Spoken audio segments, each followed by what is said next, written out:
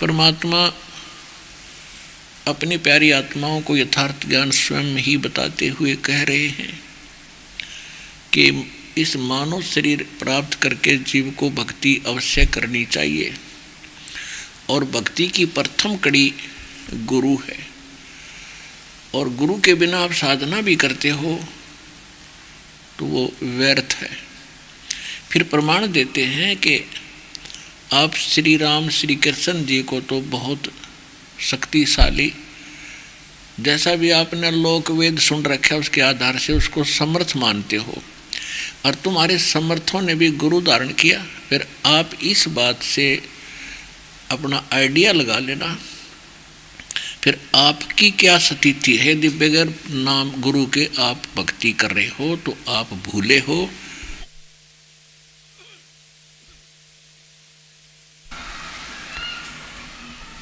और कहते हैं राम कृष्ण से कौन बड़ो, उन्हों भी गुरु कीन, तीन लोक के वे धनी, गुरु आगे आए धीन। यानी गुरु बनावे और फिर परंपरा से, शिष्टाचार से, मर्यादा से, विनम्र भाव से उनके समक्ष पेश हो तो वो तीन लोग के जो यहाँ के धनी माने जाते हैं, इन्होंने भी गुरु किए। श्री रामचंद्र जी ने वशिष्ठ गुरु किया और श्री कृष्ण जी ने दुर्वासा जी को गुरु बनाया, और कहते हैं वो भी उनके सामने नतमस्तक हुआ करते थे।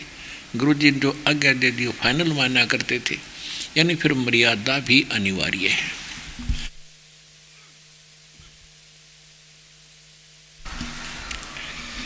अब यहाँ आपको थोड़ी शंका उत्पन्न होगी कि हमने तो सुना है कि श्री कृष्ण जी के संदीपनी गुरु थे, तो यही ज्ञान का टोटा आज तक हमें दुखी कर रहा था।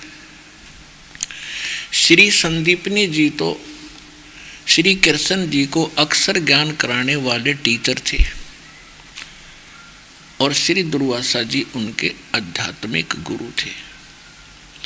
तो कहने का भाव ये है कि अब आपको तत्व ज्ञान प्राप्त हो रहा है, इसमें आपको सभी जानकारी दी जाएगी, और जो यथार्थ होगी, जो आज तक आपने सुनी भी नहीं होगी। क्योंकि आपने सुना क्या था, हमें ज्ञान तो प्राप्त था ही नहीं, कोरे अज्ञान से भरे थे, और उस अज्ञान को निकाल कर और मालिक का ज्ञान समाना, यही डिफिकल्टी आ रही है। तो अब बुद्धिमान बनाया आपको, शिक्षित बनाया आपको, अक्षर ज्ञान युक्त किया आपको, ताकि आसानी से आप उस अज्ञान को त्याग कर ज्ञान ग्रहण कर सकें, इस योग बना दिया। अब ये बात बनेगी, अभी तक तो यह भूल पड़ी रही थी।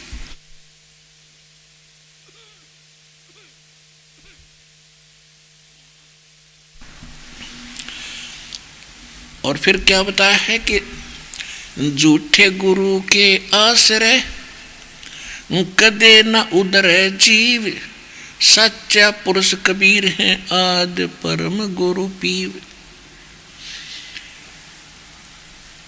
फिर परमात्मा कहते हैं सतगुरु पुरुष कबीर हैं ये चारों युग परवान, ये झूठे गुरुआ मर गए वही हो गए भूत मसान।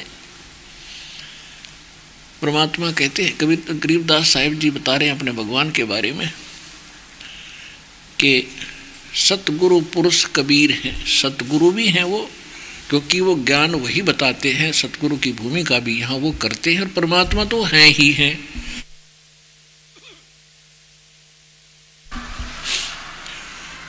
तो सतगुरु जो सच्चा ज्ञान दे वो भूमिका भी परमात्मा स्वयं ही करते हैं। और पुरुष माने परमात्मा, सतगुरु पुरुष कबीर हैं ये चारों युग प्रमाण, और झूठे गुरुआ मर गए ये हो गए भूत मसान। चारों युग में संत पुकारे, कोक कहा हम हेल रे, हीरे माणिक मोती बरसे ये जग सुगता ढेल रे।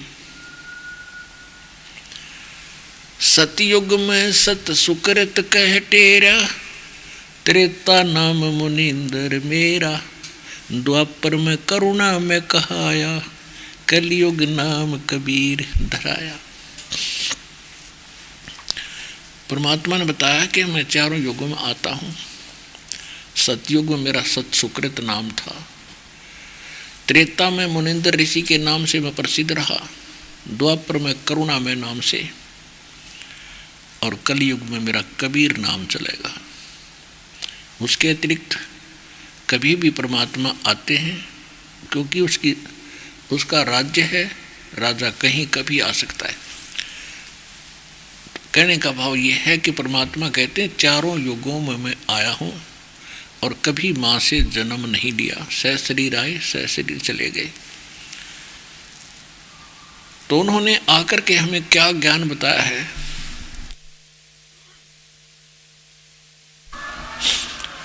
अब गरीबदास साहिब जी कह रहे हैं कि सतगुरु पुरुष कबीर हैं ये चारों युग परवाने, ये झूठे गुरुआ मर गए भाई हो गए भूत मसान। तो पुण्यात्माओं, आज जो समागम चल रहा है ये वर्तमान में, ये उस शुभ दिन के उपलक्ष्य में है जिस दिन मुझ दास का आध्यात्मिक जन्म हुआ। मुझे परम पूज्य मेरे पूज्य गुरुदेव जी स्वामी रामानंद जी से दास को एक नाम की भीख प्राप्त हुई, भिक्षा मिली दास को। और उससे पहले का जो दास का जीवन था वो एक पशु के तुल्य था, अन्य प्राणियों के तुल्य था। बच्चों का पालना, पैदा करना, उनके अंदर ममता मोह बना रहना, ये एक पशु पक्षी जैसा ही मेरा कर्म था। और जिस दिन से ये नाम प्राप्त हुआ, नाम कोई वैसी वस्तु नहीं होती। संत के वचन में एक शक्ति होती है जो नाम देते समय अपनी उस पावर को भी साथ देता है। नाम तभी वो स्टार्ट होती है आपके अंदर भक्ति। वैसे ये उग नहीं सकती भक्ति। असंग जन्म हो गए, पता नहीं कितने दिन हो गए हमने धक्के खाते हैं, लेकिन मोक्ष होगा नाम के फिर जाप से। ये तो एक बीज बो दिया आपके अंतःकरण में, और समर्थ के बिना ये स्थापना हो नहीं सकती। तो कहने का भाव ये है कि इस दास को पूज्य गुरुदेव जी से उपदेश मिला 17 फरवरी 1988, अमावस्या का दिन था उस दिन। तो ये अमावस्या और फिर फाल्गुन के पूर्णमासी से अगले दिन एकम, उस दिन परमात्मा दास को मिले थे आकर के, और ये संदेश दे गए थे कि कर दे, प्रचार कर और सतनाम और सारनाम सार्वजनिक कर दे, अब समय आ गया। तो आज ये इस दोनों उसी उपलक्ष्य में ये मनाए जा रहे हैं। अमावस्या भी है, नेक्स्ट डे को वो एकम है, प्रथमा है। तो कहने का भाव ये है, पुण्यात्माओं परमात्मा ने मेहर करी, हम भटके हुओं को मार्ग दिया। उससे पहले आपको बहुत बार इतिहास दिखाया है कि ब्रह्मा विष्णु महेश जी को भी ज्ञान नहीं, और हम इनको पूजा करते थे एज ए ईष्ट रूप में पूजते थे। तो अन्य को क्या ज्ञान हो सकता है जब ब्रह्मा विष्णु महेश को ज्ञान नहीं। ब्रह्मा जी से ही आगे सभी को ज्ञान प्राप्त है। तो इसलिए कहा है सतगुरु आए दया करी, ऐसे दीन दयाले, बंदी छोड़ वृतास कहा, जठरग्नि प्रतिपाल। सतगुरु आए दया करी, ऐसे दीन दयाल। पुण्यात्माओं, जितना आप इस ज्ञान से परिचित हो जाओगे,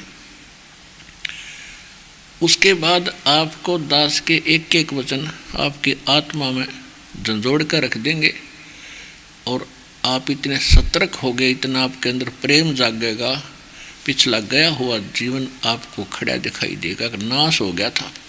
जय ये मंत्र, ये भगवान नहीं मिलते, ये मार्ग ना मिलता है परमात्मा, क्या होता हमारे साथ। तो ये बातें आपको उस समय महसूस होने लगेंगी जब आप इस ज्ञान से परिचित अच्छी तरह हो जाओगे और कुछ भक्ति बढ़ेगी आपकी।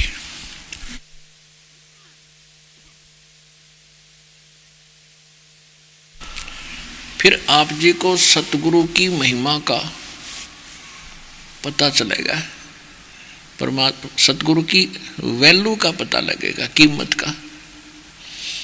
उसके लिए कहा है, कबीर साहब कहते हैं, सतगुरु के उपदेश का सुनिया एक विचार, जय सतगुरु मिलते नहीं तो जाते नरक द्वार। नरक द्वार में दूत सब फिर करते खेचा तान, उनसे कभू नहीं छूटता फिर फिरता चारों खानी। चार खानी में भ्रमता कभू न लगता पार, सो फेरा सब मिट गया मेरे दाता के उपकार।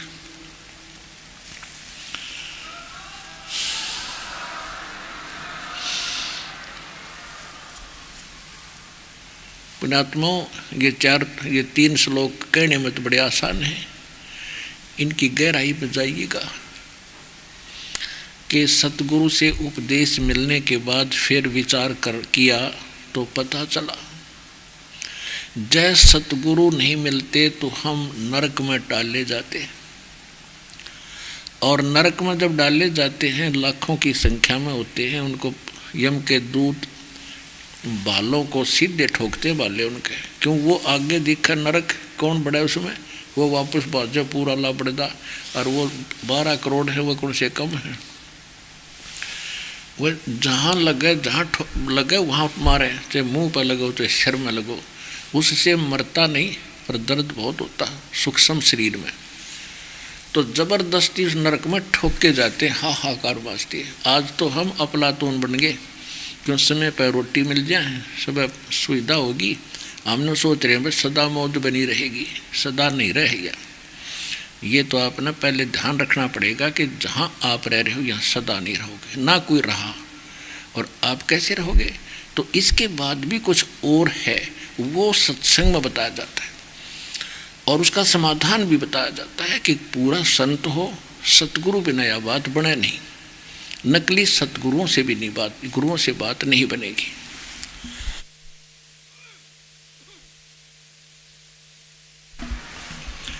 और फिर कहते हैं, जय सतगुरु मिलते नहीं जाते नरक द्वार, और नरक द्वार में दूत सब फिर करते खेता तान, उनसे कभू ना छूटता। वो तो दुख उठाता उठाता और फिर फिरता चारों खान, चार खानी से सब प्राणियों की उत्पत्ति हुई है। जैसे 4 प्रकार से हैं, जैसे जेर से बनने वाले अलग हैं, अंडे से उत्पन्न होने वाले अलग हैं, ऐसे 4 प्रकार के ये खानियाँ हैं। तो इसमें 84 लाख प्रकार के जीव इन 4 खानियों से बने हैं। कहते हैं 4 खानी में भरमता और कदे ना लगता पार, और 100 फेरा सब मिट गया मेरे सतगुरु के उपकार। 7 समुद्र की मसी करूं, लेखनी करूं बन राय, धरती का कागज करूं, गुरु गुण लिख्यो न जाए। ओए होए।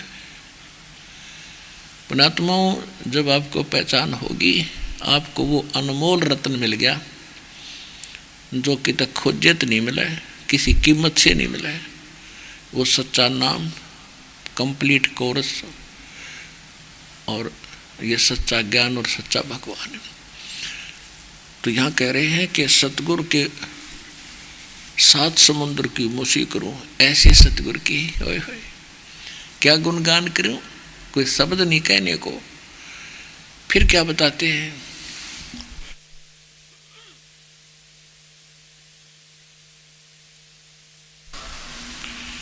सतगुरु के सजदा करूं, ये कर्म छुटाए कोट, और जो ऐसे सतगुरु की निंदा करें उनके जम तोड़ेंगे ओठ। कहते हैं ऐसे सतगुरु के सिजदा करूं जिसने करोड़ों कर्मों से हमें बचा दिया। जिस दिन से आपको दीक्षा प्राप्त हुई है आपका जीवन पलट गया, बुराई छूट गई। बेमतलब बकवाद गप्पे मारा करते, कहीं बैठ कर ताश खेला करते, या रागनी सुना करते, या फिल्म देखा करते, या राजनीति की बतलाया करते, या वैसे गपोस्ट पे लिया करते, तो वो सारी आदत छूट गई। वो समय नहीं रहा अपने पास। सारा दिन परमात्मा की चर्चा, सुबह का नित्यनेम, दोपहर की रमणी, शाम की आरती, और फिर बीच में मालिक के गुणगान, फिर अपना थोड़ा बहुत काम जो पेट का लिया गुजारा वो भी करते रहो। और कितने पापों से बच गए।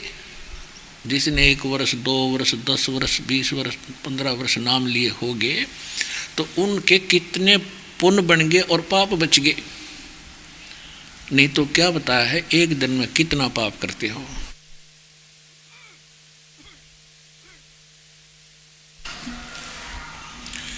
पृथ्वी ऊपर पग जो धारे, करोड़ जीव एक दिन में मारे।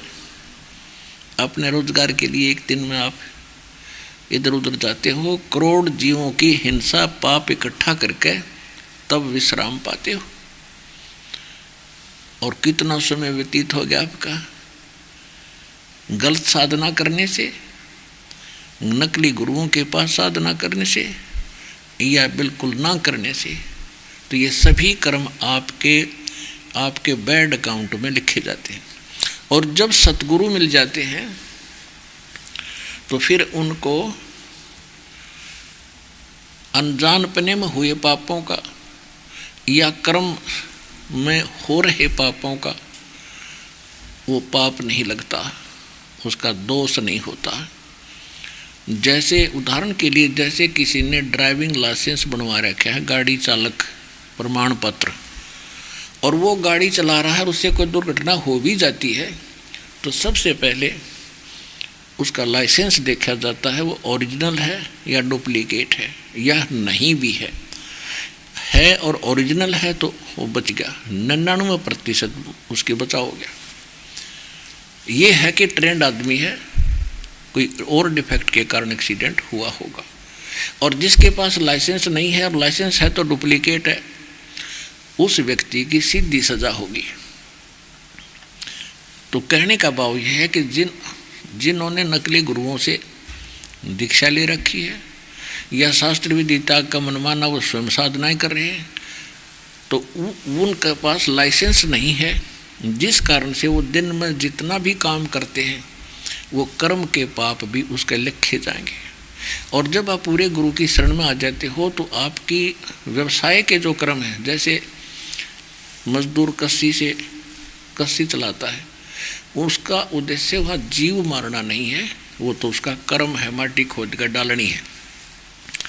ऐसे किसान हल जोतता है तो उसका उद्देश्य वो मारना नहीं था जीव। और नाम लेने के बाद तो और ज़्यादा विनम्रता आती है, बहुत बच कर चलता है इंसान। तो वो व्यवसायवश जो कर्म हो रहे हैं वो अब आपको नहीं लगेंगे। इच्छा कर मारे नहीं और बिन इच्छा मर जा, कह कबीरदास का फिर पाप नहीं लगे। किसको? जिसने सतगुरु मिल गए।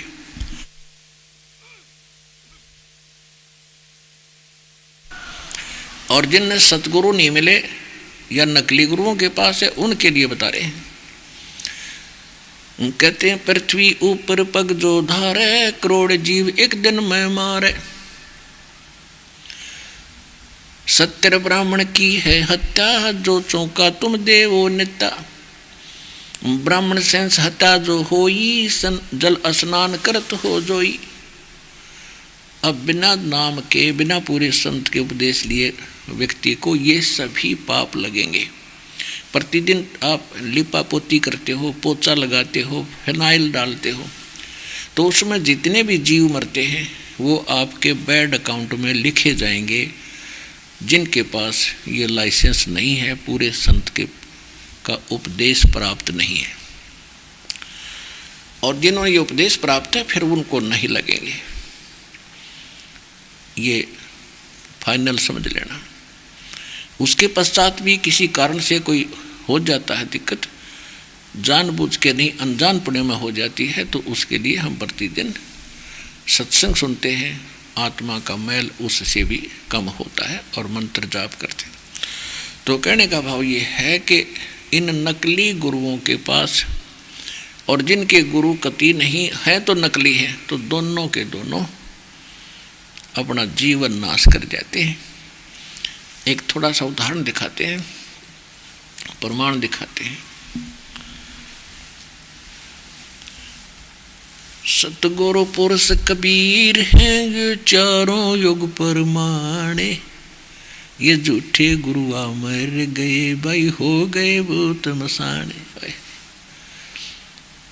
पुण्यात्माओं, आप देखना आपके ऊपर कितनी रजा परम पिता की, कुछ दिनों में आप अपने आप महसूस करने लग जाओगे, हे परमात्मा कैसे दया करी हम नालायकों पे, हम तक कति भूले फिरे थे, आपने कैसे आंख खोल दी।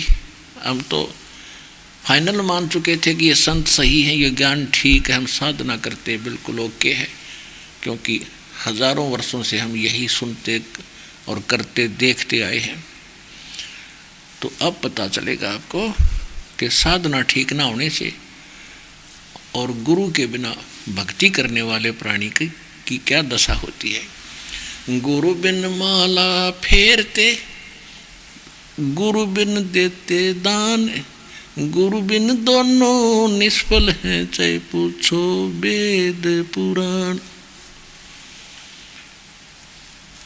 और इस तीन लोक के गुरु भी हों,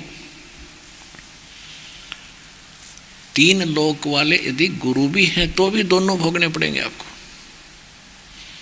वो तो सतलोक का धनी स्वयं परमात्मा आवे, या कोई अपना दास अपने वाली पावर देकर उसको भेजे अपने दास को, उसके अतिरिक्त विश्व में कोई सतगुरु नहीं होगा और ना हो सकता है। तो उसके